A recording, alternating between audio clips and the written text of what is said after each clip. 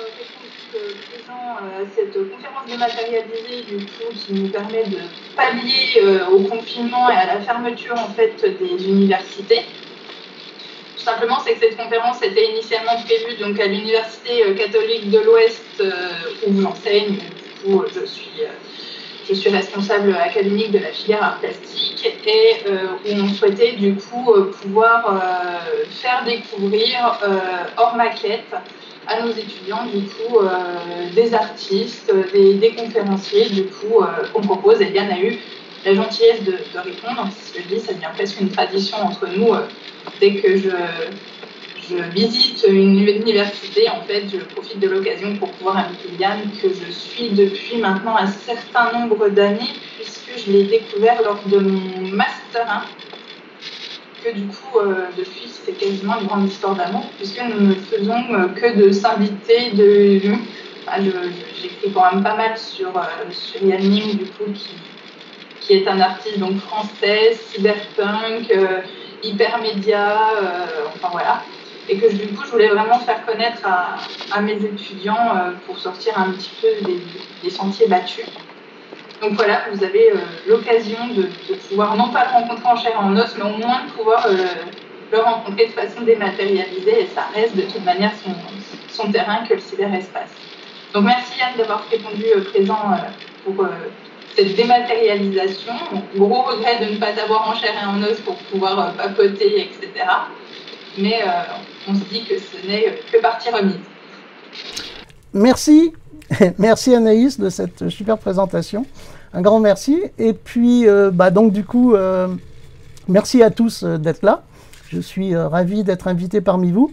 Je vais speeder un grand coup. C'est-à-dire que en fait, ce que je vais vous présenter, en fait, c'est des extraits d'un cours que je donne depuis maintenant longtemps, depuis plusieurs années déjà, presque 10 ans je pense, dans cette formule-là, mais que j'ai commencé à faire en 2003, qui est un cours qui se passe autour de 4 fois 3 heures. Donc je vais essayer de condenser 4 fois 3 heures dans l'heure qui vient. Donc je vais speeder, parce que j'ai plein d'histoires à raconter. En fait, je suis une sorte de... Je me définis comme un no-conteur cyberpunk. Et puis, je vais juste faire une petite précision quand même avant de démarrer, c'est que, et c'est très bien que tu l'aies précisé, qu'on est dans ton cours d'art plastique, tout ce que je vais vous raconter n'est absolument pas scientifique. Je parle en tant qu'artiste, en tant qu'auteur, avec toute la subjectivité d'un auteur, d'un artiste, et je me définis moi-même, plus qu'en tant qu'artiste, je préfère me définir en tant que no-naute, N2O naute, un explorateur de la noosphère. Et je me suis inspiré d'ailleurs puisqu'on est dans une université catholique, je me suis inspiré de Théard de Chardin pour forger ces néologismes dans les années 90. Et donc je suis un explorateur de la noosphère. Mais j'écris noosphère avec 2 hauts barrés, qui est un maniérisme geek, punk, cyberpunk, pour me différencier du concept de Théard de Chardin, qui lui est un concept très fortement mystique, métaphysique, chrétien. Or, je ne suis pas croyant, donc je me différencie un petit peu à ce niveau-là, mais on va justement aller voyager dans la noosphère un petit peu avec Théard de Chardin. Les oreilles, pour juste terminer avec, tout de suite, pour clore la chose, c'est un jouet japonais qui s'appelle des Neko Mini, qui a une interface neurale directe, une des premières interfaces neurales directes bon marché, que j'ai personnalisé, vous voyez, en m'inspirant de Appleseed, de Masamune Shirow, d'un personnage qui s'appelle Hekaton Shir, pour ceux qui lisent des mangas. Et j'ai remplacé les petites oreilles de Neko, ça veut dire oreille de chat en japonais. Et j'ai eu la chance de rencontrer Sylvain Huette alors que j'étais invité à Laval Virtuel. Et Sylvain Huette a approché le créateur. Sylvain Huette, c'est le créateur, un des 2 créateurs avec... comment il s'appelle, Philippe Ulrich, du Deuxième Monde, qui était précurseur de Second Life en France. Et Sylvain Huette a approché les créateurs du dispositif qui est en dessous, qui est le dispositif américain qui s'appelle Neurosky Mindwave. Et en fait, il n'y a qu'une seule électrode qui mesure mon activité cérébrale. En fait, d'après ce que m'a expliqué Sylvain, les neurones dans la boîte crânienne émettent une fréquence permanente de 3 Hz. Et selon cette interface, ce qu'elle détecte, c'est si par exemple je suis en train de réfléchir à mon passé, ou que je rentre dans un mode de pensée intériorisé, que j'essaie de me rappeler une scène de film, cette fréquence de 3 Hz, c'est très très légèrement modulé. 3 Hz, c'est très bas, c'est une très très basse fréquence.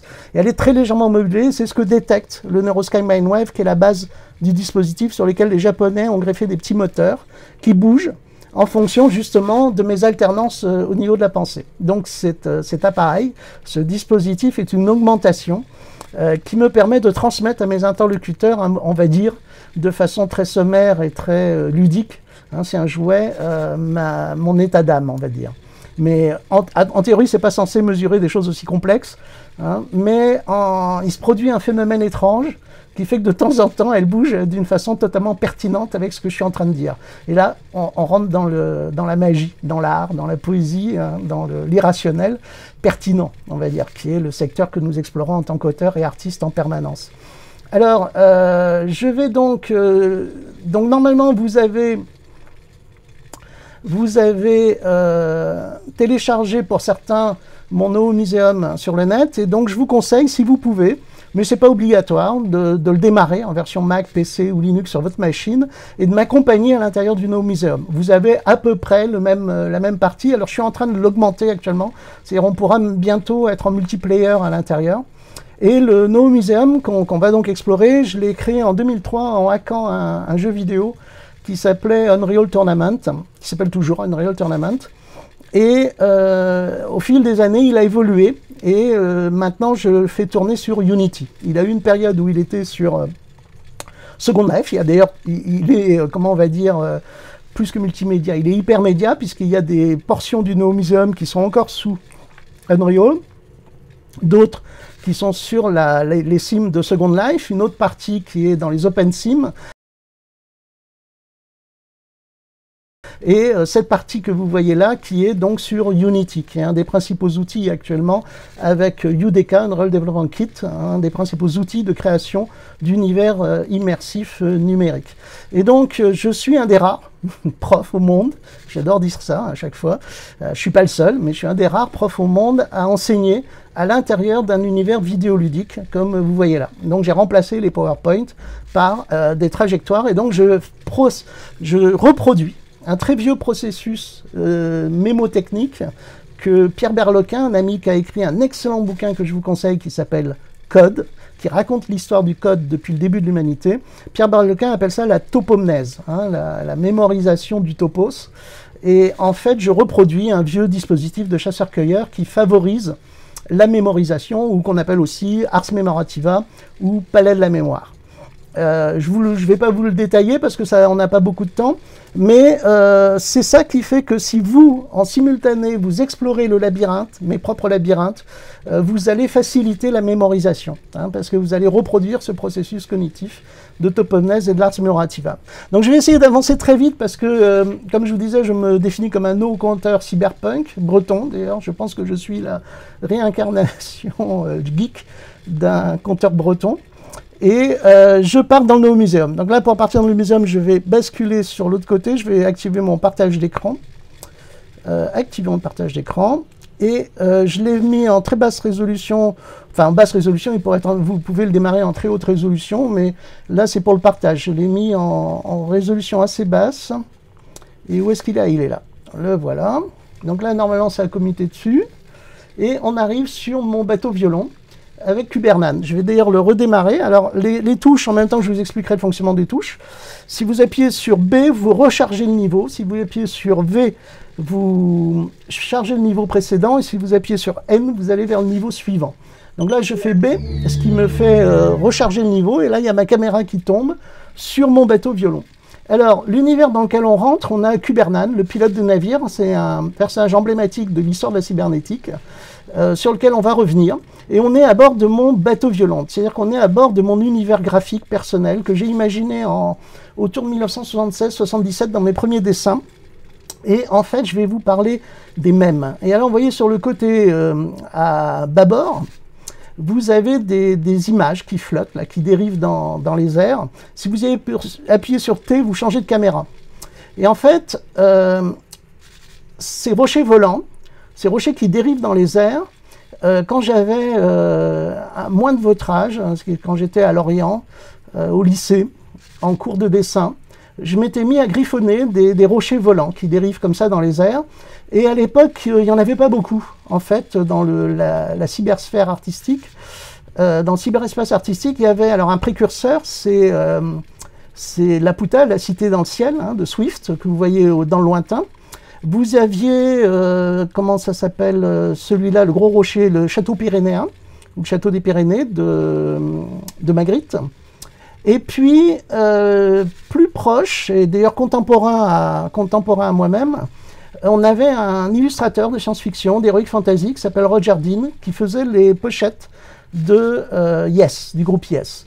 Et je pense que c'est là que cette entité informationnelle de rochers volants, ce que j'appelle des no-entités, a dû me pénétrer mon esprit. Sinon, plus magique, parce que quand je remonte dans l'histoire, j'ai l'impression que je dessinais déjà, ces rochers volants, comme d'ailleurs une autre étudiante qui venait, elle, de Rennes ou de Nantes, qui était au lycée du Puy-de-Dôme avec moi en cours de dessin, j'avais remarqué que dans ses cartes croquis, il y avait aussi des rochers volants, ce qui m'avait un peu interpellé déjà à l'époque, parce qu'on n'était pas beaucoup d'étudiants à faire ce genre de dessin. Et il se peut que ça soit une autre forme d'imprégnation plus mystérieuse que simplement la vision des pochettes de Yes, qui m'ont beaucoup marqué aussi, je me rappelle quand j'étais jeune, puisque j'y retrouvais une certaine affinité. Et ces rochers volants, ce même des rochers volants a grandi, s'est propagé massivement, année après année. Vous avez aussi un concept qui est la Jérusalem céleste, qui quelque part rejoint ces idées de villes flottantes dans les airs. Et en fait, avec les années, ce qui s'est passé, c'est que le jeu vidéo en particulier s'est emparé de ce même, et j'ai vu ces univers de rochers volants se développer massivement, se répandre massivement dans le cyberespace et surtout dans l'espace du jeu vidéo, jusqu'à cette apothéose que nous voyons maintenant, hein, avec le film de Cameron, hein, qui s'appelle Avatar. Alors, on peut débattre assez longuement de qui a pompé qui pique des... Voilà, il y a les pochettes de Yes Song, de Roger Dean.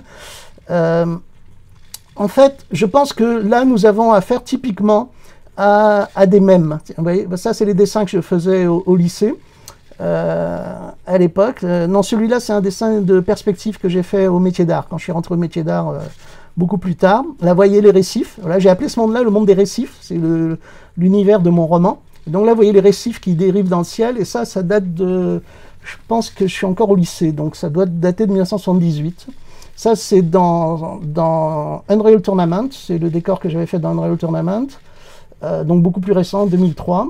Ça, c'est encore plus récent. Je laisse défiler parce que je voudrais revenir au premier dessin que j'ai dû faire en 76 ou 75, hein, qui est un dessin que j'avais offert, parce que tout ça, c'est mon univers des récifs. C'est une vision, hein, que j'ai eue adolescent, post-adolescent.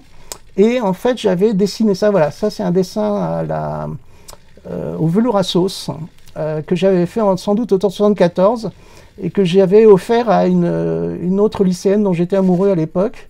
Et ma mère m'avait engueulé en me disant que je ne devais pas donner mes dessins aux gens comme ça. Elle était furieuse que j'ai offert ce dessin à quelqu'un que d'ailleurs j'ai totalement perdu de vue depuis.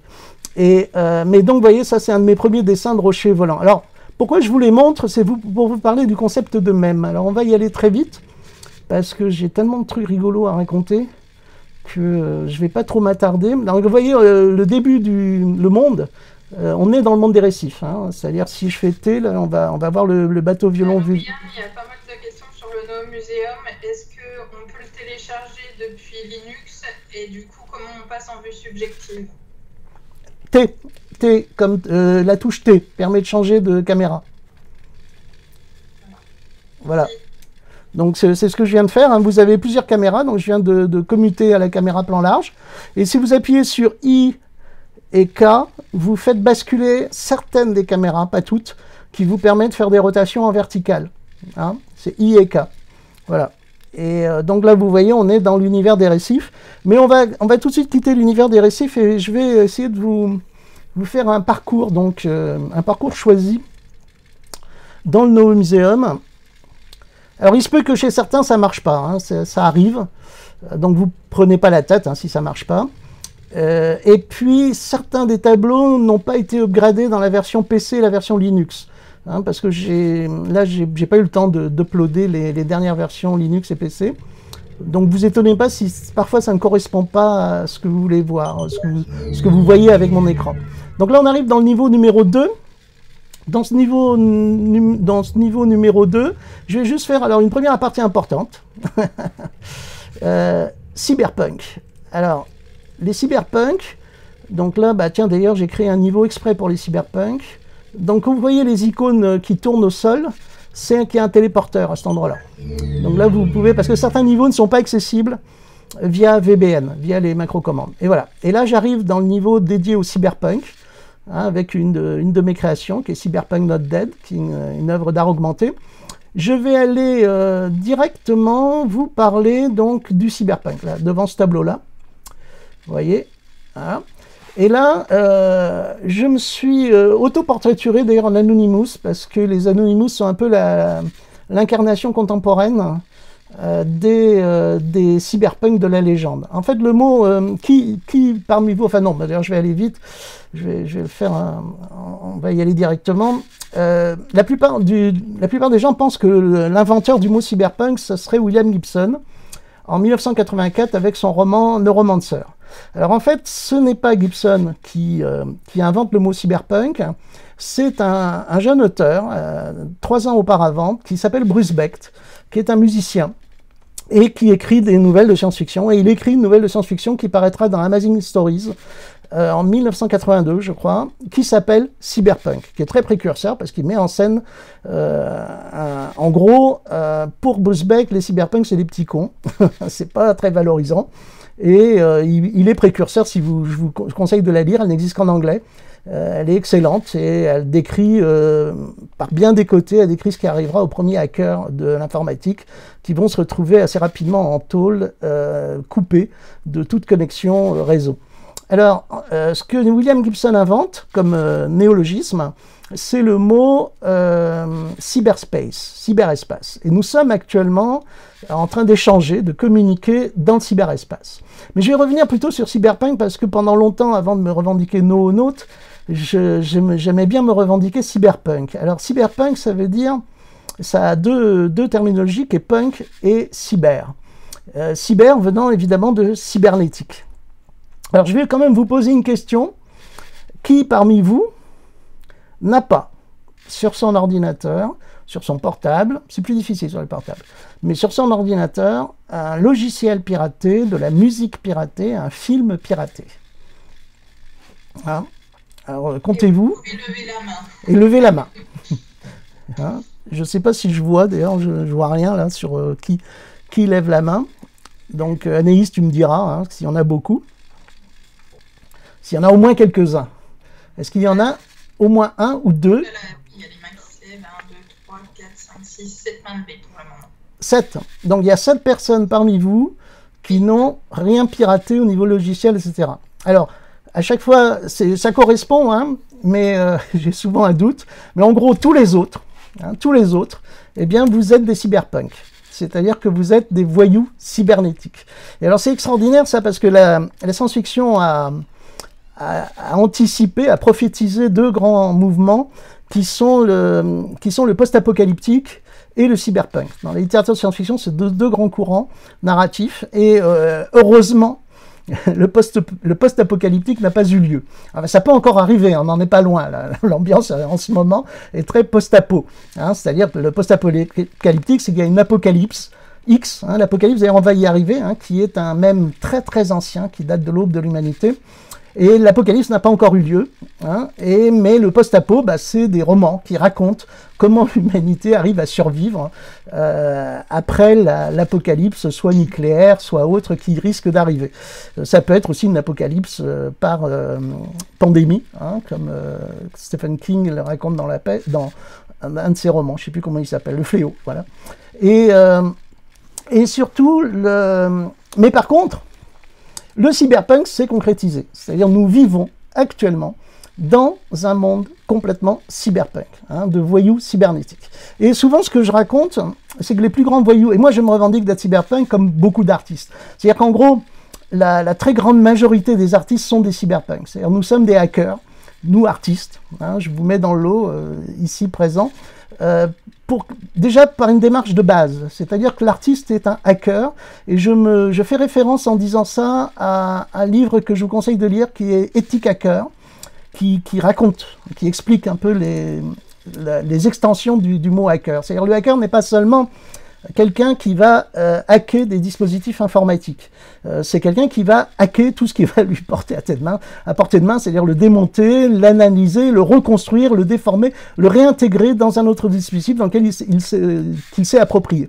Et moi, j'aurais tendance à dire que depuis l'aube de l'humanité, tous les artistes sont des hackers, c'est-à-dire même Léonard de Vinci, etc. Nous emparons de ce qui nous passe à portée de main pour le détourner, le transformer, nous l'approprier et en faire autre chose. D'autant plus dans le monde actuel, c'est-à-dire que moi je me base, alors justement je vais sortir de ce niveau-là, je vais pas vous faire, là je peux vous reparler, si vous insistez, on y reviendra, de l'art vidéo, de Steny et Woody Vasulka, de Nemjud Pike, d'un des premiers précurseurs du hacking, je dirais, artistique, informatique, qui est The Survival Research Laboratories, mais ça prendrait beaucoup de temps, et puis les contemporains, hein, parmi les grands hackers cyberpunk, actuellement, je ne peux pas ne pas citer deux personnages emblématiques, hein. Il y avait les mutoïdes. Les mutoïdes sont importants, c'est-à-dire c'est un groupe d'ailleurs qui continue de faire de fabriquer des robots, des sculptures, des architectures qui sont exposées un peu partout dans un milieu très marginal. C'est-à-dire qu'on agit, nous, artistes cyberpunk, nous avons tendance à œuvrer plutôt dans un milieu très décalé, très déconnecté des arts plastiques, bien que l'histoire est en train de nous rejoindre actuellement, en termes d'histoire des arts plastiques. Donc ça, c'était les mutoïdes, hein, qui existent toujours. Comme Research Laboratory, il y a bien sûr Stellark, qui est un grand hacker cyberpunk pour moi. Orlan, évidemment, je ne vais pas m'attarder sur Orlan, qui est extrêmement connu. Là, vous aviez le Totem à Annecy, qui était une ZAD, une zone d'activité temporaire, inspirée des TAS de Hakim Bey, hein, et puis qui était dirigée par Otomo. Je vous les montre tous les deux parce que ce sont deux personnages que j'ai croisés moi aussi dans ma carrière d'artiste cyberpunk et qui sont quand même assez emblématiques. Donc là, on a Lucas Pira qui s'est hacké. Non, ça c'est Otomo. Voilà. Là c'est Otomo qui a dirigé le Totem pendant pas mal d'années à Annecy, organisé des expos, etc., des performances et qui continue à fond la caisse. Hein. Donc pour moi c'est un personnage emblématique de la cyberculture et du cyberpunk contemporain, Manuel Otomo. Et on a aussi Lucas Pira qui lui s'est hacké le corps. Hein. C'est je dirais, un personnage emblématique des cyberpunk qui hack le corps, qui transforme leur corps en œuvre d'art, comme l'a fait aussi Orlan, mais avec plus une esthétique cyber à donf, hein, que j'aime beaucoup. Ouais. Voilà le look de Lucas Pira, ouais, et qu'Anaïs ou peut-être beaucoup d'entre vous connaissent certainement. Mais je ne vais pas m'attarder parce que je voudrais aller très très vite à l'essentiel. Donc je reviens... Chers étudiants, je vous donne des super références en cours. Ah, tu documentes? Ils ont quasiment tous été cités durant mes cours sur l'hybridation. Ah, super. Bon, très bien. Les grands esprits se rencontrent. N'est-ce pas? Hein? Alors, je sors de mon niveau spécial cyberpunk et je vais tout de suite aller... Donc là, j'ai émergé au XXe siècle, mais c'est pas tellement le XXe siècle que je vais vous montrer. Donc, je reviens en arrière et je vais revenir à un moment que j'appelle la croisée des chemins. Qui est pas chronologiquement voilà, qui est là, qui est tout de suite après le deuxième niveau. Si on appuie sur H, vous coupez le son. H vous permet de couper les bruits d'ambiance, parce que ça peut être assez bruyant l'ambiance dans nos muséums. Et là, je vais juste vous expliquer un petit truc rigolo, d'où je suis issu et d'où vous êtes issu.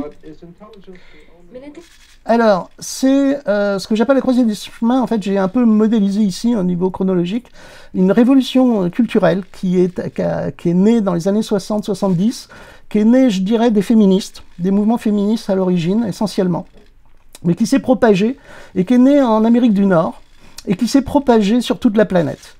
De cette révolution culturelle est apparue par exemple la Silicon Valley, avec, en termes de cyberpunk, un des emblèmes des cyberpunk contemporains, c'est-à-dire que les romans de Gibson avait imaginé les métacorpos, ce qu'il appelait les métacorpos, et il avait un peu romancé les cyberpunks, qui étaient des sortes de Robin des Bois, qui nous sauvaient de l'hégémonie, de la puissance des métacorpos qui devenaient plus puissantes que les États. Et on est en plein dedans. On est en plein dedans avec tous les fameux débats sur les GAFA. Mais il faut penser que les GAFA en particulier, moi je les aime bien, parce que c'est pas les pires des capitalistes prédateurs de la planète. Les pires sont cachés. Les GAFA sont plutôt visibles. Et alors surtout, ils sont nés d'une utopie. Ils sont nés d'une utopie dans les années 70. Et là, je mets en exergue quelqu'un que j'ai rencontré d'ailleurs, qui est Ted Nelson. J'ai eu la chance de le rencontrer à Paris lors d'une fête de Noël chez Paul Kahn, qui est un chercheur américain qui travaillait justement sur les interfaces graphiques et qui vivait à une époque près de Montmartre.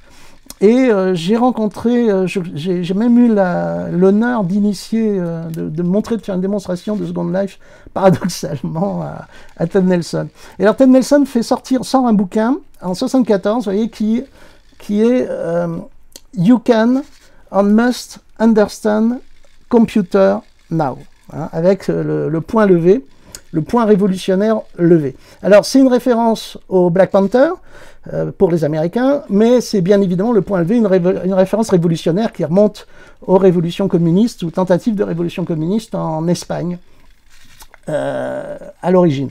Alors pourquoi il représente ça? C'est très intéressant parce qu'à l'époque, Ted Nelson est convaincu, comme énormément de hippies techno qui vont fonder la Silicon Valley, que l'informatique va nous libérer dans un sens révolutionnaire. C'est-à-dire nous affranchir, nous émanciper des pouvoirs totalitaires, des systèmes, éventuellement même du capitalisme. Alors on peut se poser la question, c'est-à-dire est-ce que ça a marché ou pas? Est-ce que l'informatique nous a émancipés ou nous a libérés? Mais c'est important de savoir qu'à l'origine, en Amérique du Nord, il y avait une pensée, je dirais extrêmement positive, une pensée vertueuse, qui a donné d'ailleurs naissance à l'Internet. On dit souvent l'Internet est né des militaires, mais il est né de civils travaillant pour les militaires et de civils qui sortaient de la Seconde Guerre mondiale et qui étaient vraiment habités par des pensées généreuses, positives et surtout anti-totalitaires. Et on va y revenir. Donc là, c'est une petite aparté sur comment il s'appelle, donc sur Ted Nelson, que je trouve emblématique. Alors c'est ça, le No Museum, c'est un endroit où je me balade comme ça, et vous verrez, je peux passer du coq à l'âne, il n'y a pas vraiment c'est volontaire, c'est une forme de serendipity dans les couloirs. Et là, je vais m'arrêter là parce que j'y arrive, je vais aller voir vite fait, très vite fait, parce qu'il est essentiel dans notre histoire, Norbert Wiener. Norbert Wiener, c'est l'inventeur, alors justement dans Cyberpunk et cybernétique, il faut bien penser que la cybernétique ne concerne pas que les robots et les machines. Dès son origine, Norbert Wiener, le mathématicien qui invente le terme, utilise ce mot-là pour définir des processus de traitement de l'information à la fois dans le monde des machines, des technologies, mais aussi dans le monde du vivant, dans l'espace vivant. C'est-à-dire qu'en fait, tout organisme qui traite de l'information est un organisme cybernétique. Donc c'est très important de penser que la cybernétique n'est pas limitée seulement au fonctionnement des réseaux et des machines. Et alors, je vais vous expliquer très vite, je vais essayer de vous raconter tout ça le plus rapidement possible. Wiener, ce qui est très important à savoir chez Wiener, c'est que Wiener, alors si vous appuyez sur K, ah oui, je vais changer de caméra. Elle est où ma caméra plan large, voilà. Hop, si vous appuyez sur I ou K, vous pouvez réorienter une des caméras. Voilà. Et donc, Wiener, qui est un mathématicien, était paradoxalement un pacifiste. C'est-à-dire, c'était quelqu'un qui est un des rares chercheurs aux États-Unis qui a refusé de travailler sur le projet Manhattan, qui était le projet de bombe atomique. Wiener aussi, il ne faut pas oublier que c'était quelqu'un qui avait un diplôme de zoologie d'Harvard et qui enseignait la philosophie à Harvard. Donc c'est quelqu'un qui a à la fois un bagage scientifique de mathématicien, mais c'est aussi quelqu'un qui a un bagage philosophique et d'éthologie. Lié aux animaux. Et d'ailleurs, son travail va être déjà un mix de tout ça. Wiener participe aux conférences de Massy. Les conférences de Massy, alors je vous explique, c'est quand même important, c'est que en gros, alors il y a un très bon bouquin sur le sujet que je vous conseille, qui me permettra d'aller plus vite dans le voyage dans le No Museum. C'est un bouquin écrit par un Français qui est excellent, qui est l'utopie de la communication de Philippe Breton. Philippe Breton, justement pour expliquer ses idées et sa critique de la cybernétique, je dirais que c'est un de ceux qui va le mieux résumer, expliquer ce qu'est la cybernétique. Donc je vous le conseille fortement si vous y intéressez, et surtout Philippe Breton va développer une thèse que je trouve excellente, c'est-à-dire en gros, on sort de la Seconde Guerre mondiale. Or, ce qui s'est passé avec la Seconde Guerre mondiale, c'est que l'ensemble des chercheurs américains, entre autres, qui travaillent pour l'armée de l'air américaine, qui est le plus haut niveau de technologie de l'époque, se sentent coupables. Ils sont exactement dans la même situation, je dirais, un peu pour plaisanter, que les fans de Game of Thrones et de Daenerys, hein, la reine des dragons. Lorsque, à la fin de Game of Thrones, la reine des dragons pète un plomb et se met à massacrer la ville entière. Et ça a été l'horreur, le traumatisme pour énormément d'amateurs de Game of Thrones. Et c'est très intéressant parce que quand je l'ai vu, je me suis dit, mais ça, ce qu'ils sont en train de nous raconter, c'est la fin de la Seconde Guerre mondiale, c'est le traumatisme qu'ont vécu les scientifiques américains, pas seulement d'ailleurs, sur le fait que l'armée américaine s'est mise à bombarder massivement des populations civiles, c'est-à-dire à commettre des massacres massifs pendant et après la Seconde Guerre mondiale avec les populations asiatiques et le Vietnam entre autres, et surtout Nagasaki et Hiroshima.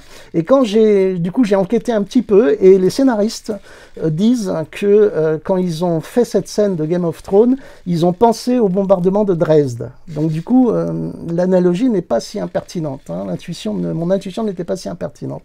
Et en gros, qu'est-ce qui se passe? C'est-à-dire que le problème, c'est que ce que décrit Philippe Breton, c'est que les Américains ont basculé, eux aussi, dans la barbarie à la fin de la Seconde Guerre mondiale. Alors pourquoi? Parce que la question est la question qui a été posée par les conférences de Massy, qui sont des rencontres entre chercheurs aux États-Unis pendant et à la fin de la Seconde Guerre mondiale, c'est comment un pays aussi développé, aussi riche, aussi techniquement élevé, philosophiquement élevé, que l'Allemagne a pu basculer dans une telle barbarie.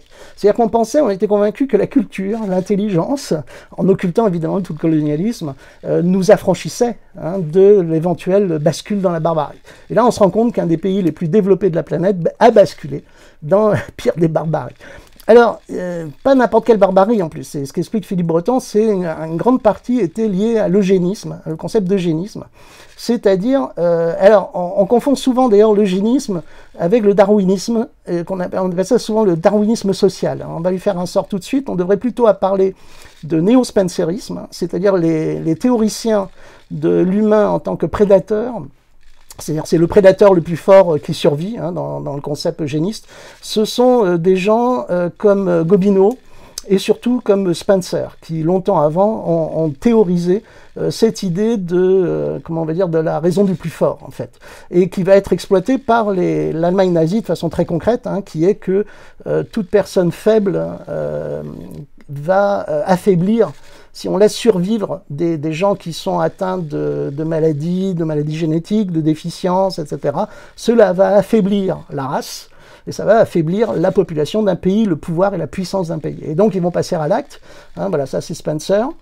Ils vont passer à l'acte et très concrètement éliminer physiquement un certain nombre de gens qu'ils vont considérer comme néfastes à la qualité de survie de la race. Alors ces idées-là sont toujours présentes en ce moment dans notre monde, l'idée de la survie des plus aptes, et il faut lutter contre ça. Mais pourquoi je vous en parle? Parce que c'est important, parce que les scientifiques à l'époque de la fin de la Seconde Guerre mondiale sont un peu culpabilisés par ça, et en particulier par cette idée du prédateur le plus fort qui survit. Alors pour aller vite, Wiener va avoir en charge de résoudre un problème qui est l'asservissement des radars, vous voyez que j'ai représenté ici.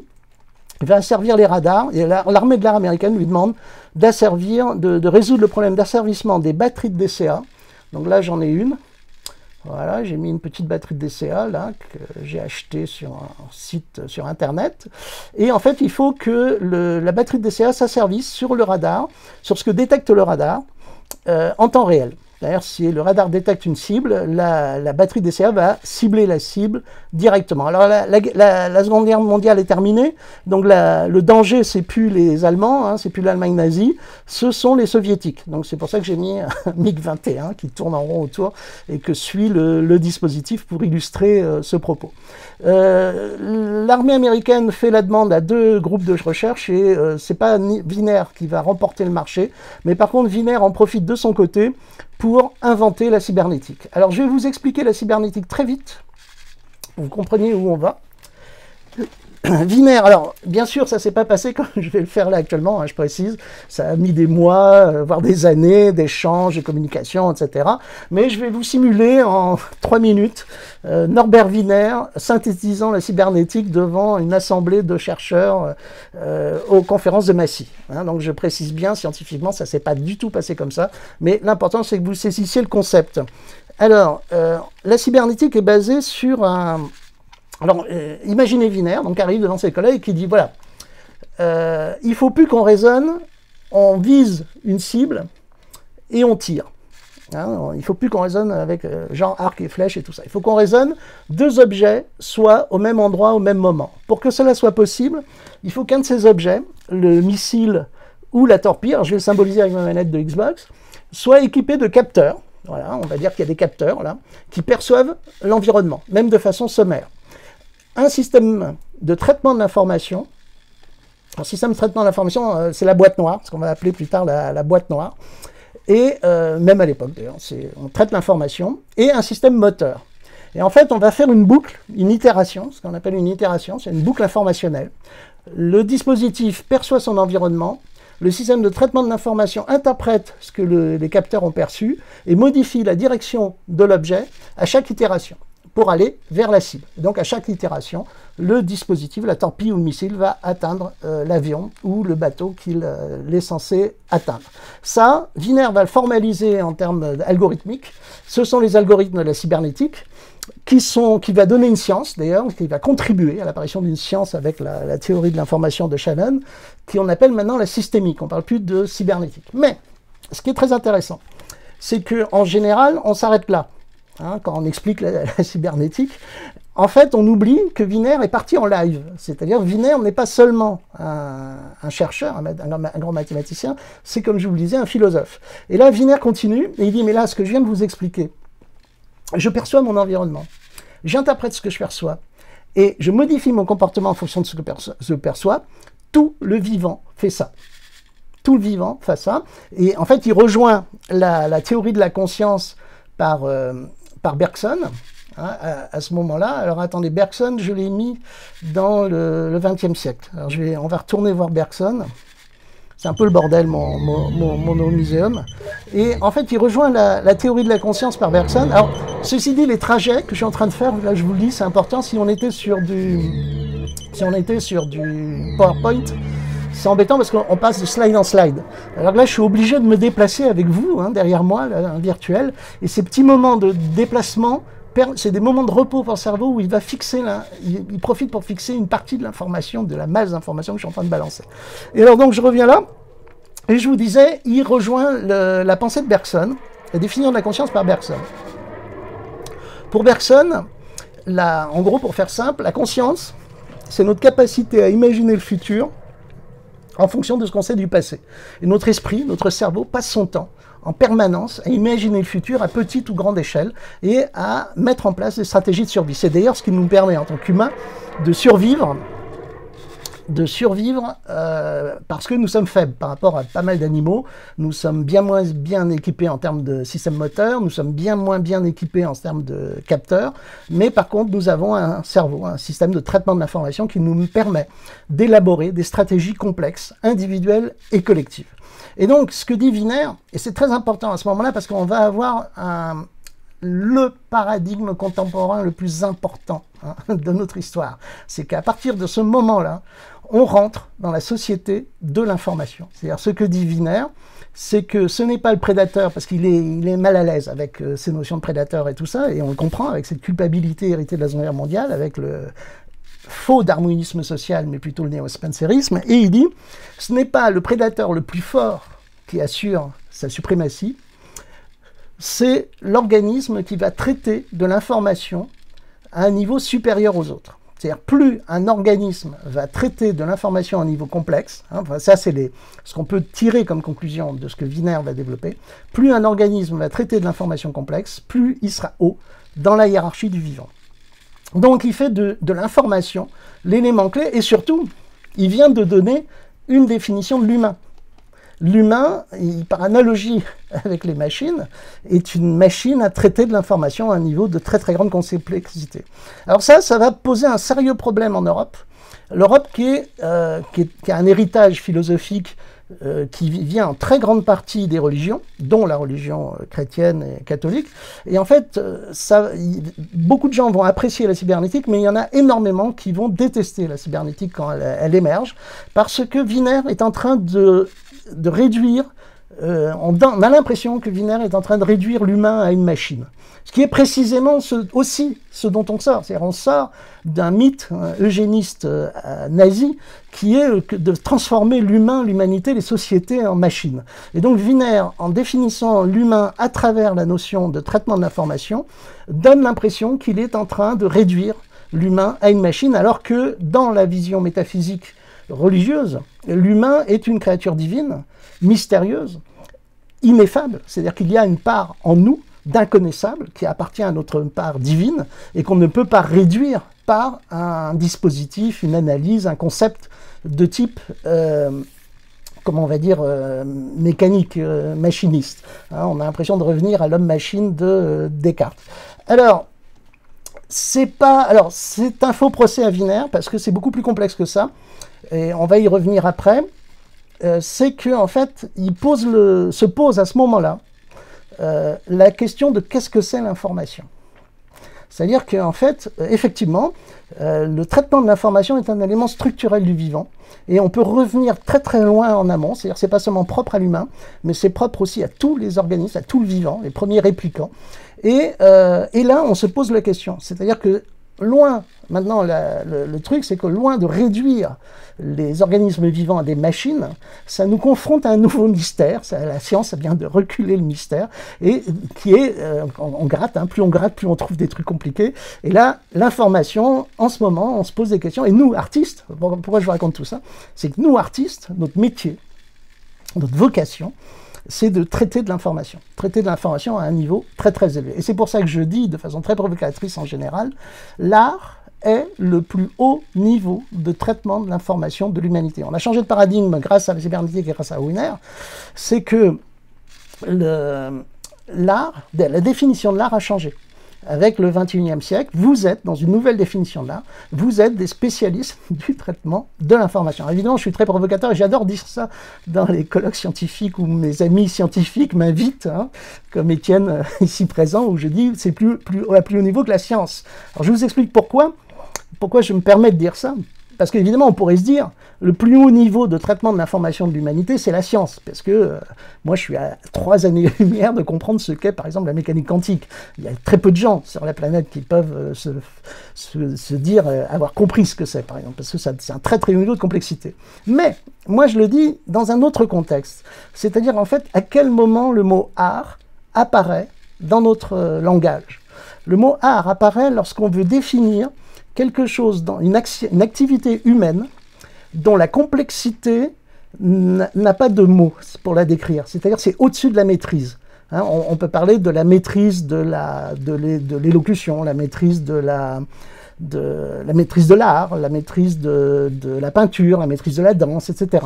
Mais au-dessus de toutes ces activités-là, on a un mot. Lorsqu'on est confronté à une œuvre, à quelqu'un qui a cette maîtrise à un niveau puissance 10 000, on dit il a l'art de la danse, l'art de la peinture, l'art des mathématiques, hein, l'art de la physique. C'est-à-dire le mot art s'attribue à énormément d'activités humaines lorsqu'elles atteignent un très haut niveau de complexité qu'on ne peut plus formaliser de façon analytique. Et on dit même l'art de la guerre. Hein.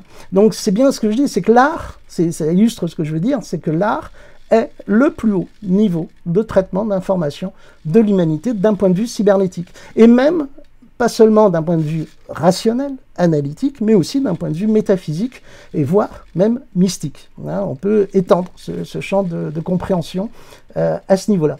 Alors maintenant, c'était important que je vous parle de la cybernétique, parce que la cybernétique a provoqué une véritable révolution conceptuelle, intellectuelle, en Amérique du Nord, à cette époque-là. Et il va y avoir plein de mouvements qui vont émerger à l'issue de la cybernétique. C'est-à-dire la cybernétique, indirectement, va contribuer en fait à cette révolution dont je vous parlais, cette révolution culturelle. Alors j'y reviens. Alors je vous laisserai l'explorer aussi de votre côté. Je vous donne des mots-clés en fait qui vous permettent d'avancer dedans. On va appeler ce phénomène-là va avoir un nom. On va l'appeler la French Theory. Ça, c'est assez drôle. Hein. C'est un peu comme l'impressionnisme. C'est une critique. Hein. C'est un mot qui est dévalorisant aux États-Unis hein, pour définir cette révolution-là. Alors, je sais ce qui s'est passé. C'est qu'en fait, on a tout un tas de penseurs. Alors, c'est un aller-retour. En plus, c'est rigolo parce que c'est un aller-retour qui s'est fait entre les États-Unis et la France. Très précisément la France. C'est pour ça qu'on appelle ça la French Theory. C'est-à-dire, en fait, alors, on appelle ça aussi la déconstruction. La pensée qu'il y a derrière, c'est la déconstruction. Donc, on a Deleuze, on a, en fait, les gens comme vous, les jeunes universitaires en Amérique du Nord, que ce soit aux États-Unis ou au Canada, vont être biberonnés à la pensée des philosophes français. Hein, donc, je disais Deleuze, Simone de Beauvoir, Foucault, Guattari, etc., etc. Et ils vont être très influencés par cette pensée-là, dont l'un des éléments fondamentaux, c'est ce qu'on appelle la déconstruction, mais pas que. C'est-à-dire ça va aller beaucoup plus loin, en fait. Et en fait, ils vont générer des nouveaux mouvements très importants qui explosent actuellement en Europe, qui sont les mouvements LGBTQI+, le BDSM,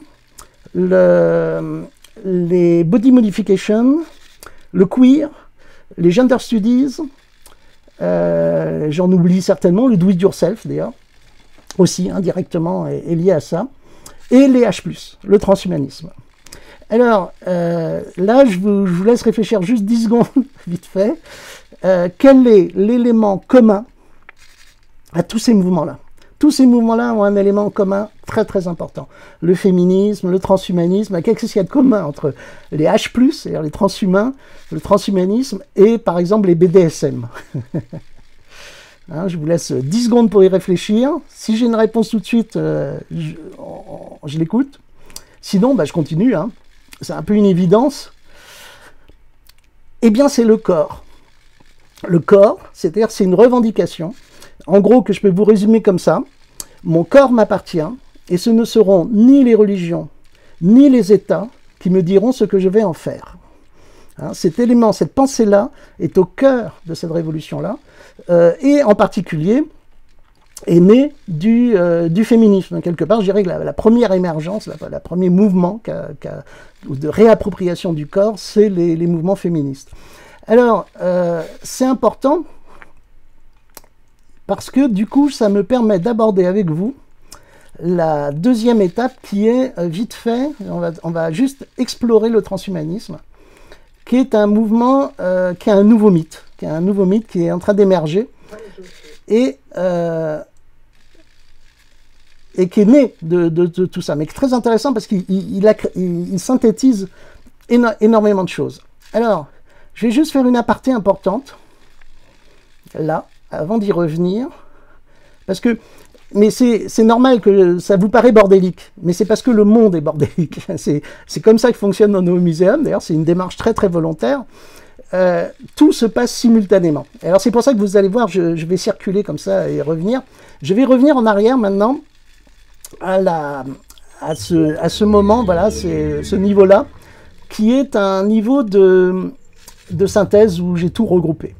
Et là, on va aller voir un truc ici, qui est une installation d'art vidéo que j'ai faite en 1983, que j'ai reconstituée en virtuel, qui s'appelle Média Zéro, et que j'avais présenté au Centre Georges Pompidou en 1983.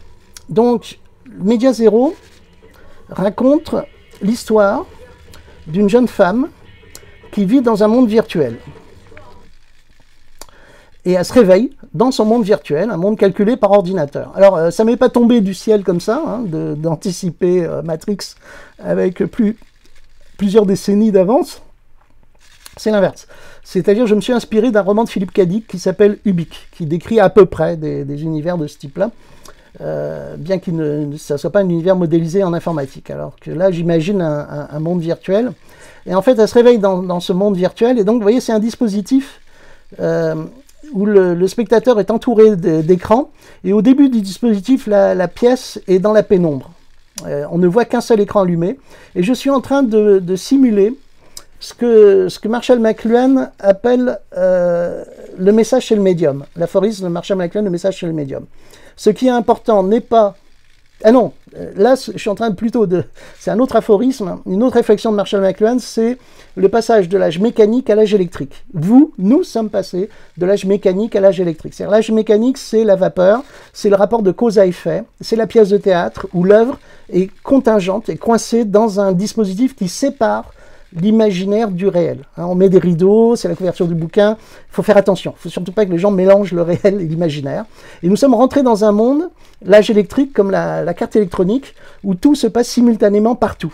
Et vous vivez, vous êtes immergé dans un monde comme ça, c'est-à-dire que c'est le théâtre total de Artaud, l'art est sorti de la fenêtre, hein, le monde, le cyberespace s'est affranchi de ses contingences physiques et s'est répandu dans le quotidien. Donc ça c'est l'âge électrique, et donc là vous allez voir, l'ordinateur essaye de la réveiller, et voilà. Et au moment où l'ordinateur essaie de la sortir de son monde virtuel, elle transforme tous les messages d'alerte de l'ordinateur en bugs informatiques. Et là, l'histoire n'est plus racontée de façon traditionnelle à travers un découpage cinématographique, par exemple, hein, dans l'écran principal. Là, tous les écrans sont allumés et on se retrouve au milieu du laboratoire. Le laboratoire dans lequel est la jeune femme allongée, que vous voyez là, et qui est en train d'essayer d'être réveillée, hein, de sortir de son sommeil profond par l'ordinateur, et elle refuse de sortir de son monde virtuel. Et du coup, la perception de l'espace à ce moment-là devient, comme l'explique Marshall McLuhan, tactile. C'est la perception de tous les points d'impact de l'information sur la peau qui donne la sensation de lisse ou rugueux. C'est la succession de tous les points d'impact de l'information cyberspatiale sur votre psyché qui vous donne la sensation du monde. Hein, donc c'est ce que Marshall McLuhan, on est rentré dans une perception, vous êtes issu d'ailleurs d'une génération de gens qui avaient l'habitude d'avoir une relation intuitive, globale et tactile aux espaces informationnels. Et ça change tout. Et c'est ça le grand malaise qu'il y a actuellement avec la littérature, c'est que nous sortons d'une civilisation où l'information était linéaire, séquentielle, hein, la lecture est linéaire, séquentielle, et était véhiculée par l'écriture, par la presse, et massivement. Et nous sommes rentrés dans une autre civilisation où nous avons une relation beaucoup plus charnelle. Le corps est revenu dans la boucle de commande. Hein, c'est plus juste les yeux et les oreilles, c'est le corps est devenu prépondérant dans la boucle informationnelle, et ça a changé notre perception au monde, et ça provoque ce malaise avec les boomers comme moi, les anciennes générations, qui se sont formés, qui se sont construits essentiellement à travers l'écriture, la lecture, et qui, nous, on a la chance, j'ai eu la chance d'avoir vu la transition se produire, et d'avoir fait les arts déco, où ils m'ont obligé à lire des bouquins. Je vous raconte une anecdote, parce qu'aux arts déco, quand je suis rentré aux arts déco, je venais de Bretagne, et ils m'ont bassiné grave avec les arts plastiques et l'épuration des formes, le conceptuel, etc., etc., etc. Art déco, métier d'art, même combat. Et ça m'a tellement énervé que je suis revenu, alors que j'aimais pas vraiment ça, pas plus que ça, le folk, hein, le folk breton avec toutes ses fioritures, etc. Et l'heroic fantasy, la science-fiction, du coup, pour contrer cette espèce de formation intensive ou conceptuelle qui était répétée en permanence par les profs d'histoire de l'art, je me suis enfoncé à fond dans le cyberpunk, la science-fiction, l'heroic fantasy, avec justement la figuration réaliste. Hein. C'est-à-dire ce qui est très important dans tous ces espaces-là, c'est qu'on va rejoindre la Renaissance, d'ailleurs on va revivre une nouvelle Renaissance, et c'est la figuration réaliste qui est prépondérante, qui est Vade Retro Satanas en art plastique. Hein. Si vous faites de la figuration réaliste, vous êtes soupçonné d'être des néo-nazis ou néo-communistes totalitaires qui font de la propagande, puisque tout ce qui est propagande est de nature figurative. Enfin bon, je ne vais pas m'attarder là-dessus, on pourra aussi y revenir si vous voulez, sur cette bascule qui s'est faite à la Seconde Guerre mondiale sur les archétypes et les néologismes, les paradigmes artistiques. Mais donc, je hack mon école à l'époque, les Arts Déco, c'est-à-dire que quand je rentre aux Arts Déco, l'école vient d'investir dans un studio vidéo ultra sophistiqué. Pour l'époque, hein, le directeur avait, par le fait du prince, investi 1 million de francs dans un studio d'art vidéo. Mais vraiment pour faire de l'art vidéo. Et c'était d'ailleurs pas un service pour l'école, c'était un atelier d'art vidéo. Hein, c'était Michel Tourrière qui a fait ça, influencé par son fils qui revenait des États-Unis et qui avait été complètement subjugué par Fluxus et qui avait dit à son père il faut absolument, et c'était une très très bonne idée d'ailleurs, que tu crées un atelier d'art vidéo aux Arts Déco. Et ils avaient engagé entre autres Don Foresta qui avait comme pote Nem June Paik et tout un tas de grands artistes américains de l'époque de Fluxus, hein, de ce mouvement-là. Et j'ai baigné, grâce à eux, dans cet environnement. C'est important ce que je vous dis, c'est pas anecdotique. C'est-à-dire que vous, étudiants, vous avez besoin d'un truc comme ça. C'est-à-dire que les États-Unis à l'époque, alors je vous le raconte aussi parce que c'est important, le premier système immersif, je suis en train de me perdre là, parce il nous reste combien de temps, Anaïs? Je dirais que si on joue le jeu des questions, on a à peu près une demi-heure. Ah merde, ouais, alors là je suis en train de me perdre. Donc on va revenir, je vais sortir de là, je vais revenir là où je voulais, à ce que je voulais vous raconter. Ah bah oui, en plus, si on n'a qu'une demi-heure, il faut aussi que, surtout pas que j'oublie de vous faire Velasquez. Alors attends, parce que la chose importante que je voulais vous raconter, qui est justement à la croisée des chemins, alors je vais essayer de le faire très très vite. C'est la notion de même, voilà, il ne faut pas que je me perde trop, c'est la notion de même, c'est très important. Alors non, d'ailleurs je vais le faire dans un autre ordre. Je vais aller au niveau suivant, on va aller dans la grotte, voilà. Et je vous zappe le transhumanisme, on y reviendra éventuellement. Là je remonte l'histoire de l'humanité. Je vous conseille un bouquin absolument génial sur la notion d'information, traitement de l'information actuellement, qui s'appelle Le fil de la vie, qui est un bouquin écrit par des scientifiques et qui mettent en évidence, qui reviennent sur, qui explicitent d'ailleurs, ce que je viens de vous expliquer sur le fait que l'information est structurelle du vivant et sur les questions qu'on se pose actuellement sur qu'est-ce que c'est l'information. Et j'avance, la vie apparaît sur Terre, se développe.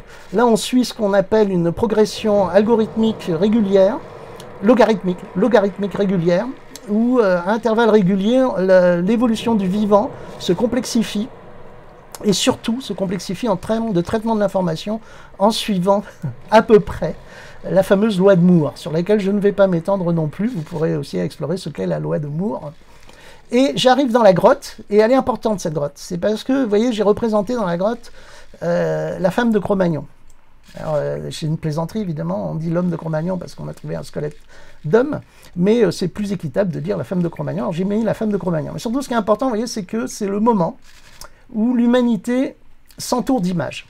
Enfin, version Terre de Chardin. Et là, je vous parle d'un personnage très rigolo, que j'ai adoré, dont j'ai adoré les textes. C'est un prêtre jésuite qui s'appelle Terre de Chardin. Alors, Terre de Chardin est très célèbre chez les chrétiens en général, mais pas que. Et il a beaucoup influencé le mouvement New Age. Et donc, ce qui m'a éclaté total en lisant Terre de Chardin, c'est qu'il va faire une invention de pensée extraordinaire. Alors, en gros, je vais vous le faire rapidement. Bon, c'est un aventurier, hein, Terre de Chardin, même si son côté un peu sévère, raie sur la couture, semble le contredire. En réalité, il faut vraiment le voir, je pense, comme un aventurier. Hein. C'est un mec qui n'a pas hésité à s'embarquer dans la fameuse croisière jaune. Et donc, il a une vie d'aventurier très intéressante. Il a écrit plein de bouquins. C'est un prosélyte chrétien un peu radical. C'est-à-dire qu'il y a des moments, je trouve, qu'il part un peu en live dans sa radicalité prosélyte du christianisme. Mais par contre, dans un bouquin, alors je vous raconte l'histoire parce qu'elle est géniale, c'est que Terre de Chardin commence à avoir des bonnes idées, on va dire, plein d'idées, et il en fait part à sa hiérarchie jésuite. Et en général, les hiérarchies jésuites lui disent oui, c'est très bien, sauf déjà dans un lycée, je crois. Il se fait déjà un peu taper sur les doigts avec ses idées. Et puis finalement, il finit par élaborer un concept assez complexe Et là, il envoie ça à sa hiérarchie, et la hiérarchie lui dit non, non, non, non, vous ne communiquez surtout pas sur ces idées-là. Et le Collège de France lui offre une chaire pour qu'il il exprime ses idées au public, et là, sa hiérarchie jésuite va lui dire non, non, non, vous refusez la chaire au Collège de France et vous partez, vous vous expatriez. Donc il est parti vivre à New York, et de son vivant, il n'a jamais vraiment communiqué sur ses idées, ses intuitions. Et c'est à sa mort, après sa mort, que des proches vont éditer ses bouquins, dont un bouquin que je vous conseille qui s'appelle Le phénomène humain, qui est excellent. Et alors, dans le phénomène humain, donc il est passionnant parce que c'est déjà une analyse et une étude du vivant, de l'évolution du vivant depuis l'aube du vivant, mais il y a un moment, à la fin du bouquin, il part en live, de façon absolument géniale, et il va faire ce que j'appellerais trois sauts de pensée assez radicaux. En gros, il invente le concept de no-genèse, hein, la genèse du no. No, ça veut dire spiritualité, je dirais, moi, par extension, information, hein, dans le grec ancien. Après, on pourrait, mais ce serait très long de revenir à l'étymologie du no. Mais en gros, c'est la spiritualité, c'est l'esprit. Et il dit, à un moment, il y a eu une no-genèse dans l'histoire de l'humanité. Alors, il est un peu roublard, il dit à peu près à moins 6000 ans, au néolithique, les humains commencent, et c'est ce que je représentais là, à s'entourer d'images. Hein, on commence à s'entourer d'images, on voit des profusions d'images dont les cavernes, les fresques dans les cavernes sont la trace. Mais il n'y avait pas que les cavernes, tout le reste a été, toutes les créations artistiques, informationnelles humaines, sur du bois, sur des peintures, sur du tissu, ont disparu à quelques exceptions près. En fait, c'est pas au néolithique que ces produits phénoménal, c'est bien avant, c'est moins 50 000 ans, qu'on voit l'humanité commencer à s'entourer collectivement d'informations, à générer de l'information et à le partager collectivement.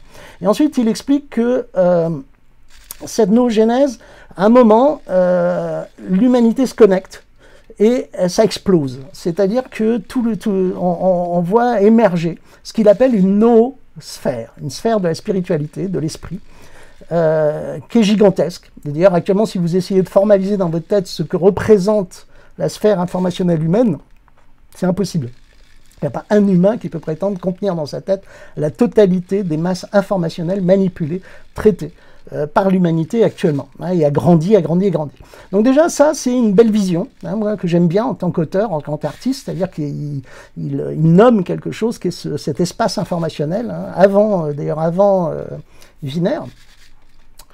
Et là, à la fin du bouquin, vous verrez, il part en live. Alors, il fait beaucoup de métaphores, il est très alambiqué dans son écriture, il est très lyrique, extrêmement lyrique, donc c'est parfois difficile à décrypter, mais en gros, je vais vous le résumer, c'est assez génial. Et il va faire un premier saut mental. Et il dit, mais cet espace informationnel qui nous entoure, hein, que nous avons créé, eh ben, c'est pas nous qui le créons, c'est lui qui nous crée. C'est-à-dire, c'est une entité, une sorte d'entité métaphysique qui est en train de grandir avec l'humanité. Hein. Et alors il est millénariste, et lorsqu'elle arrivera à sa maturation, ça sera la fin de l'histoire. Hein. C'est l'alpha et l'oméga de Teilhard de Chardin. Et il fait part de ses idées, mais alors, et là c'est à ce moment-là que la hiérarchie lui dit stop, on arrête tout. Pour une raison très précise, c'est la deuxième étape dans le raisonnement de Teilhard de Chardin, c'est-à-dire cette entité métaphysique qui est en train de grandir, c'est le Christ, c'est un Christ cosmique, et sa maturation, c'est l'alpha et l'oméga selon Teilhard de Chardin. Alors c'est à ce moment-là que ces hiérarchies lui disent non mais ça va, hein. En gros, ça fait 2000 ans qu'on se fout sur la gueule sur la définition du Christ, on ne va pas rajouter une nouvelle. C'est ce qui a fait aussi la modernité récente, hein, c'est-à-dire dans le New Age, hein, une sorte de renouveau chrétien. Teilhard de Chardin a amené une modernité, en fait, dans la vision du Christ, qui est très intéressante. Alors, moi, je suis pas chrétien, c'est-à-dire que pour arriver à l'étape de l'illumination, c'est une forme d'illumination, c'est-à-dire pour dire ça c'est le Christ, il faut être chrétien. Hein. Donc moi je suis pas du tout chrétien, je suis plutôt athée, je peux pas faire l'étape au-dessus, hein, passer à l'étape c'est le Christ, la noosphère c'est le Christ. Mais par contre, l'étape juste avant me parle énormément et va parler à tous les artistes, tous les créateurs, vous connaissez certainement cet état-là, et alors je vais pas m'attarder dessus, mais on a énormément de témoignages d'auteurs, c'est qu'à un moment quand vous dessinez, vous travaillez, vous créez, il y a des moments où vous rentrez dans un espèce d'état d'extase, où nous avons l'impression que nous sommes une antenne qui drainons une information. Nous sommes des médiums et il y a quelque chose qui passe à travers nous et ce n'est plus nous qui peignons. Hein, c'est ce moment d'inspiration absolue et orgasmatique, c'est quelque chose qui nous pilote. Alors Jodorowsky, quand je lui avais... un jour, j'avais interviewé Jodorowsky, qui est un grand métaphysicien, si je puis dire. Et j'avais interviewé et il me parlait de l'alchimie. Il m'avait dit, en alchimie, il y a deux voies, la voie humide et la voie sèche. La voie sèche, c'est tu travailles, tu pries, tu relis, tu travailles, et puis peut-être tu trouves. Et la voie humide, ce sont des forces mystérieuses qui te tombent du cosmos, et tu trouves tout de suite. Et à ce moment-là, je lui avais dit, mais Jodo, ça, ce que tu me racontes, ça ressemble beaucoup à la démarche artistique, au travail artistique. Et là, il m'a dit, ah oui, mais Yann, en art, c'est pas du tout la même chose qu'en alchimie. Si tu ne passes pas par la voie sèche, quand la voie humide te tombe dessus, tu fais rien que de la merde. Et en fait, il a complètement raison. C'est-à-dire qu'au moment où vous êtes dans l'inspiration, au moment où vous êtes dans cet état d'extase où c'est plus vous qui peignez, si vous êtes maladroit, si vous n'avez pas développé une technique, eh bien vous trahissez ce moment-là. Vous n'avez pas l'aptitude technique à pouvoir transcrire cette espèce de moment. Alors, ce qui est très intéressant, c'est qu'on va juste se déplacer un petit peu, et là j'ai mis un autre personnage un peu plus loin, c'est Richard Dawkins. Et alors le paradoxe sur Richard Dawkins, c'est que Richard Dawkins, c'est un je dirais, un athée radical militant, qui est très énervé contre le créationnisme aux États-Unis, et qui milite contre toute relation métaphysique, mystique au monde de type religieuse. Hein, mais ce qui est intéressant chez Richard Dawkins, c'est qu'il va sortir un bouquin. Alors je vais revenir. Alors, je ne vais pas vous faire l'Arche de Noé, parce que l'Arche de Noé est un mème, et justement, c'est ça que je vais vous montrer. C'est que Richard Dawkins... Ah non, merde, je me suis trompé de chemin. Excusez-moi, je vais aller à la croisée des chemins, qui est un peu plus tôt. Voilà, et là, parce que je l'ai représenté jeune, enfin, j'ai trouvé une photo de Richard Dawkins jeune, et c'est intéressant de voir à quoi il ressemblait quand ils ont eu ces idées-là. Et il sort un bouquin qui s'appelle The Selfish Gene, le gène égoïste, qui en gros va à l'encontre, et avec raison, je pense, hein, du mythe du 19e siècle que l'humain serait un sommet dans la hiérarchie du vivant. C'est-à-dire qu'au 19e siècle, soit l'humain est un sommet de la hiérarchie des prédateurs, soit l'humain est de nature divine. C'est-à-dire c'est aussi un sommet hiérarchique en termes de métaphysique.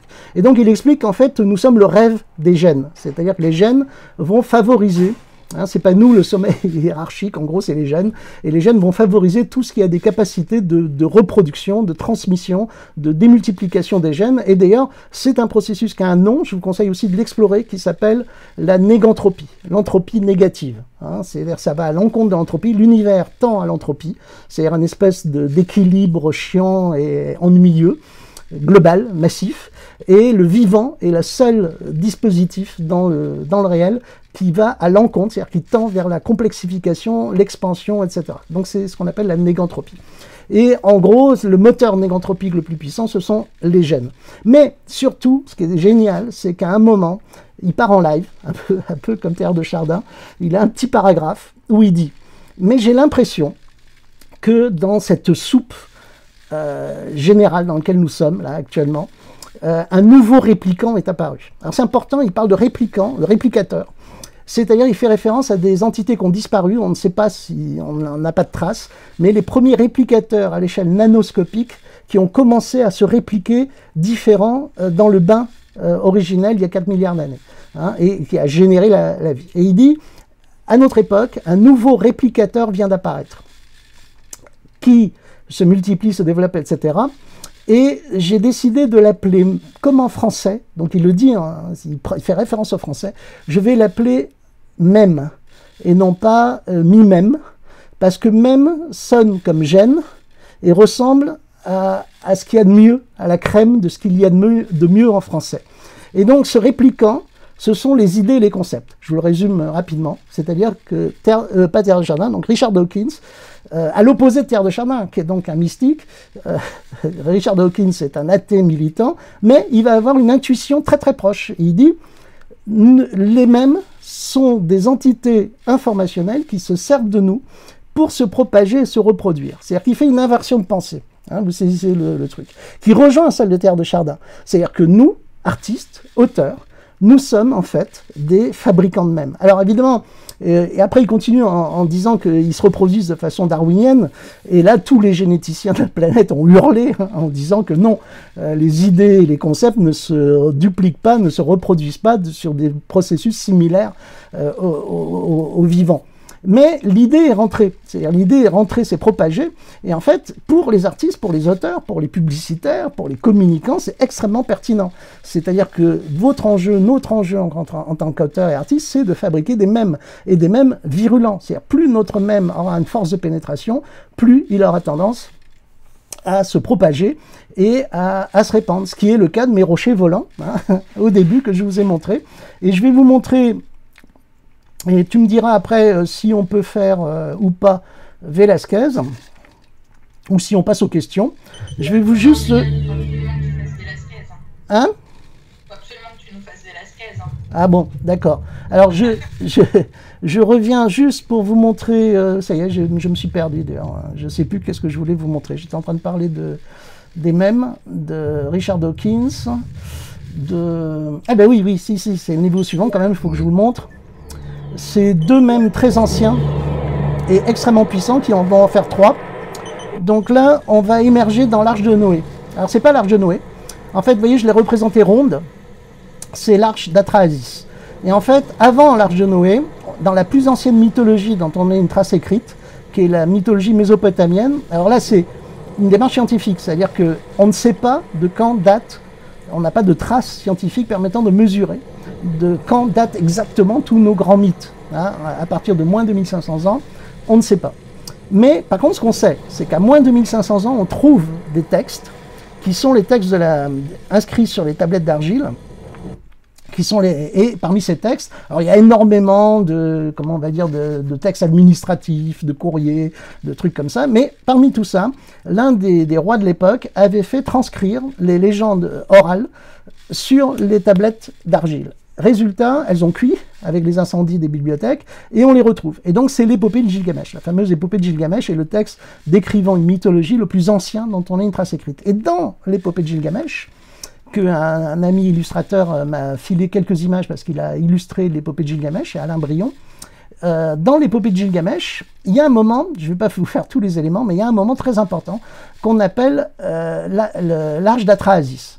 Et en fait, on a même récemment, il y a 3-4 ans, réussi à traduire une partie, hein, on continue à en traduire des bouts, et en fait, on a les plans de l'arche, et l'arche est ronde dans les plans, donc c'est pour ça que je les représenté ronde.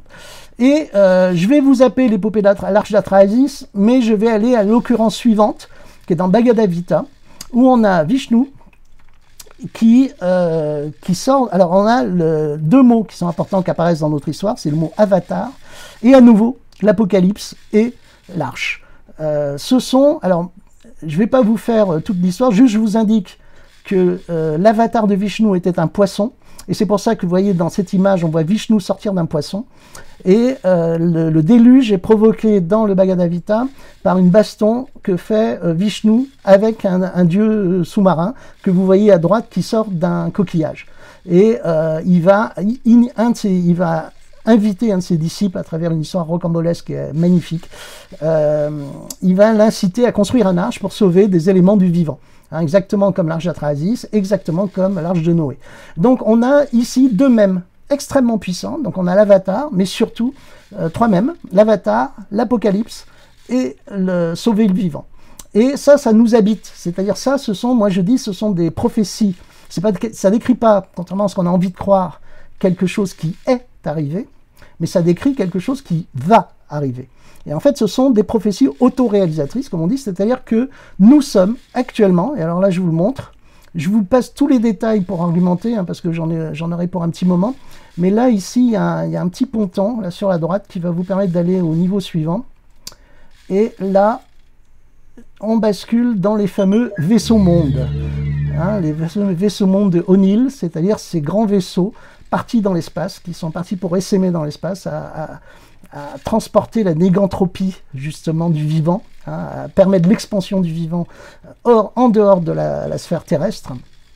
Et Et donc, nous sommes actuellement, et c'est pour ça que je dis ce sont des prophéties autoréalisatrices, c'est que nous, artistes, parce que c'est pas les ingénieurs hein, qui ont véhiculé tous ces mèmes, c'est nous les artistes hein, qui racontons ces histoires et qui les propageons et qui influencent les ingénieurs, les chercheurs, toute une société. Et nous sommes actuellement à une époque clé où nous sommes en train, au niveau scientifique, technique, de dépenser une énergie à l'échelle de l'humanité monstrueuse pour envoyer des plateformes spatiales dans l'espace avec des projets qui sont inscrits dans la modernité contemporaine, clairement exprimés, d'essaimer l'humanité à travers l'espace, c'est-à-dire de faire la panspermie inverse, c'est-à-dire que peut-être avons-nous été générés, la vie est apparue par panspermie, c'est-à-dire la fécondation via des météorites, mais en fait, nous sommes la seule espèce sur la planète qui pouvons nous affranchir de la pesanteur terrestre. Et donc, nous avons déjà commencé la panspermie, c'est-à-dire à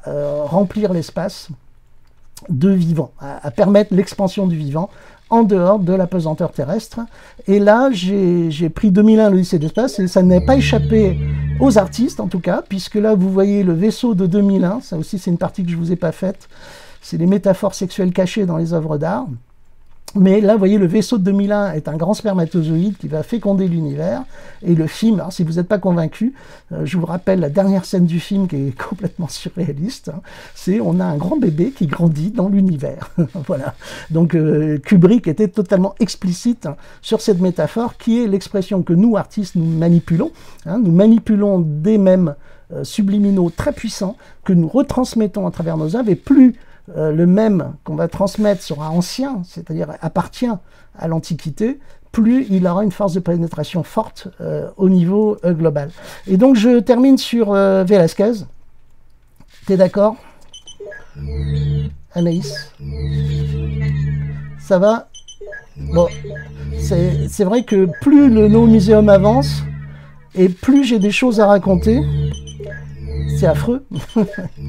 Et plus je suis coincé dans un bug là. Ah non, ça va. Et hop, je saute. Ah voilà, ça c'est l'Antiquité. Là pareil, hein, vous imaginez, je ne vais pas vous faire du coup les Gilets jaunes et Robin des Bois.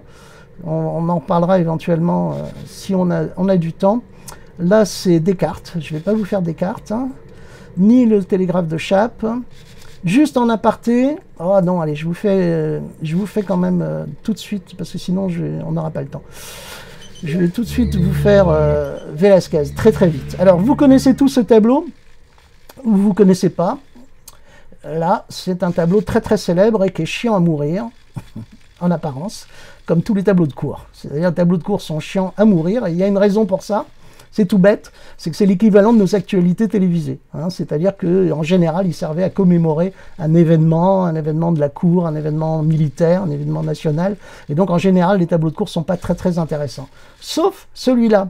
Celui-là qui est d'une complexité exponentielle, j'aurais tendance à dire, plus on commence à gratter, qui est vraiment un chef-d'œuvre, et qui représente donc Velázquez, qui s'est autoportraituré. Alors, ce que j'ai fait, c'est que j'ai décomposé, je vous fais très très vite, hein, mais j'ai décomposé à la suite d'un débat entre amis, artistes, etc., et critiques d'art. Je me suis dit, mais je veux vérifier un truc. Il y a un truc dans ce tableau qu'il faut que je vérifie. Parce que la plupart des critiques d'art disent, dans ce tableau, que alors, le secret du tableau. Déjà, je vous fais le secret du tableau. Qui Velázquez est-il en train de peindre? C'est-à-dire, on a Velázquez qui est en train de faire, qui s'est autoportraituré, que vous voyez ici, à gauche. Mais la question est, qui Velázquez est-il en train de peindre? Alors on ne peut pas le savoir puisque vous voyez, son tableau nous tourne le dos. Mais, le truc officiel, d'ailleurs connu, hein, c'est que Velázquez, au fond de la pièce, a peint un miroir. Et que voyons-nous se refléter dans le miroir? Outre ma caméra, on voit se refléter le tableau. Et que voyons-nous sur le tableau? Le roi et la reine d'Espagne, plus grand que nature, parce que sinon ça ne marcherait pas. Le coup du reflet. Et donc, chaque fois que vous vous tenez devant ce tableau, que ce soit en réel au Prado, à Madrid, ou dans les mondes virtuels, vous êtes les avatars, nous sommes les avatars du roi et de la reine d'Espagne, hein, que Velázquez est en train de peindre. Donc là, nous avons le premier tableau dont nous sommes le héros, en gros. Velázquez, alors Arras détesterait ça, hein, cet asynchronisme que je suis en train de faire, mais en fait, en gros, Velázquez anticipe les jeux vidéo. à sa façon, à son époque. Alors bien évidemment, il n'a pas pensé jeux vidéo, mais c'est un peintre de la Renaissance qui est en train de peindre une perspective réaliste et qui est un maître de la perspective, d'ailleurs, de la Renaissance, qui a révolutionné l'époque de la Renaissance, et qui, par un jeu de mise en abîme conceptuelle, nous fait voyager et nous projette dans ce tableau qui s'appelait La famille du roi d'Espagne, et non pas les Ménines. Mais alors, le tableau est encore plus génial, je vous montre, c'est qu'en plus c'est un super selfie, hein, c'est-à-dire qu'il anticipe les selfies. En gros, regardez bien comment Velázquez s'est peint, il s'est peint en tenue d'apparat. On ne peint pas comme ça, on ne peint pas habillé chic et noble comme ça. Hein, donc là, déjà, il s'est mis en scène, mais pas n'importe comment. Il s'est peint avec la croix de l'ordre de Santiago, qui est le plus haut ordre de noblesse d'Espagne, et surtout avec l'épée. Il porte une épée à droite, et la bourse, dont on sait maintenant que c'était les clés des appartements royaux. Donc, Velázquez se fait un portrait avec la famille royale, où il est en train de dire, alors c'est pour ça que j'ai appelé cette installation hein, que j'ai faite, Velázquez Aristopunk. Et alors je vous explique pourquoi. Alors c'est suite aussi à un mystère. Il y a un autre mystère dans ce tableau que j'ai plus ou moins résolu. J'aime bien dire ça, c'est très mégalo. Vous voyez, il y a un personnage au fond de la pièce, là, c'est Don José Nieto Velázquez, qui est le grand chambellan du palais, qui intrigue un peu les critiques d'art. Et Arras et Foucault, dans leur bouquin qui est excellent, d'analyse du tableau, disent « Et Don José Nieto Velázquez, qui est en train de repousser un rideau au fond de la pièce. » Vous voyez, toutes les perspectives, hein, vous pouvez le voir, là, toutes les perspectives correspondent. Mettez l'attention sur Don José Nieto Velázquez, elles convergent sous son bras, et il est à contre-jour. Et les critiques disent il est en train de repousser un rideau au fond de la pièce. Alors moi, je suis en train de décomposer le tableau. Donc j'ai hacké le tableau, c'est-à-dire j'ai récupéré la version très haute def que Google Earth a mis en ligne sur le site du Prado géographique dans leur planète. Et on peut zoomer à fond la caisse à la trame près, ce que Foucault et Arras ne pouvaient pas faire, sinon prendre un tabouret et une loupe pour regarder. Et s'ils avaient eu envie d'aller vérifier cette chose-là. Et moi, du coup, j'ai zoomé sur Don José Nieto Velázquez à la trame près. Et là, j'ai eu, comme je le dis à chaque fois, un des plus grands orgasmes de ma vie, hein, conceptuel, c'est que j'ai découvert que Don José Nieto Velázquez n'est pas en train de repousser un rideau, il a la main sur une poignée de porte. Alors ça, déjà, vous imaginez, pour le Yanmin, hacker artiste, tout seul dans son coin, c'est un des tableaux les plus analysés de l'histoire de l'art, hein, depuis 3 siècles, et il y a un mec qui trouve ce truc-là, c'est moi, hein, qu'il n'a pas la main sur le rideau, mais la main sur une poignée de porte, à peine esquissée, là, au fond. Alors vous trouverez la référence dans le wiki français, sur le tableau, mais c'est moi qui l'ai informé. Alors là, vous allez me dire, oui, bon ben d'accord Yann, c'est rigolo, t'as trouvé qu'il ne pousse pas un rideau, il a la main sur une porte, et alors?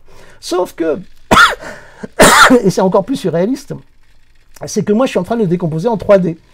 Et à ce moment-là, quand je commence à le modéliser, alors c'est une perspective frontale, c'est très facile à reconstituer en 3D, je modélise Don José Nieto Velázquez. Il faut forcément que je le modélise en rapport avec la perspective, etc. Et là, au moment où je fabrique cet espace-là, je réalise un truc qui a une anomalie.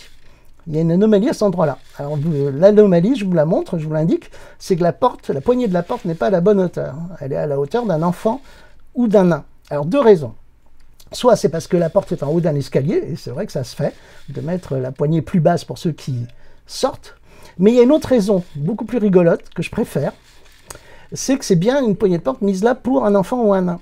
Sauf que, alors du coup je me dis, bah, des enfants et des nains, il y en a plein de tableaux. Donc là, Velázquez est en train de nous dire, a priori, on ne va pas mettre la poignée à cette hauteur-là pour les nains, qui servent à divertir la cour, pardon, mais on va le mettre pour un enfant royal. On va faire monter la poignée au fur et à mesure de sa progression.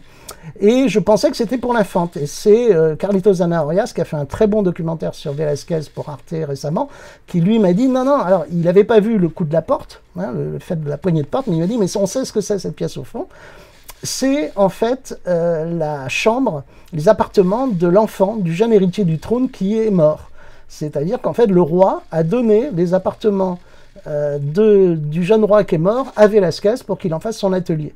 Et donc Velasquez est en train de nous dire, là, j'habite, de façon très élégante et très cryptée, j'habite dans les anciens appartements du roi. Alors, pourquoi il fait ça? Qu'est-ce que c'est ce tableau? Et pourquoi c'est Velasquez Aristopunk? En fait, Velasquez est un roturier, comme nous le sommes tous, pour la plupart, hein, ici. C'est-à-dire, à l'époque, il faut penser, si vous n'êtes pas un aristocrate, vous n'êtes pas libre. Et les aristocrates ne doivent pas travailler. Alors, Velasquez, c'est un mec qui peint, donc il travaille. Et l'ordre de Santiago, qui était le plus haut ordre d'Espagne, l'équivalent des Templiers, était tellement radical qu'on disait que si le Christ était venu pour se faire anoblir, ils auraient refusé parce que le père était charpentier. Donc, Velasquez n'a pas l'autorisation d'être anobli. Mais avec le roi, ils vont magouiller un coup d'enfer, parce qu'il est très très proche du roi. Et le roi va l'envoyer en Italie, où il va se démerder d'une façon ou d'une autre pour faire le portrait du pape. Donc il rentre dans les petits papiers du pape, et à ce moment-là, le roi fait une demande au pape d'une dérogation pour anoblir Velasquez.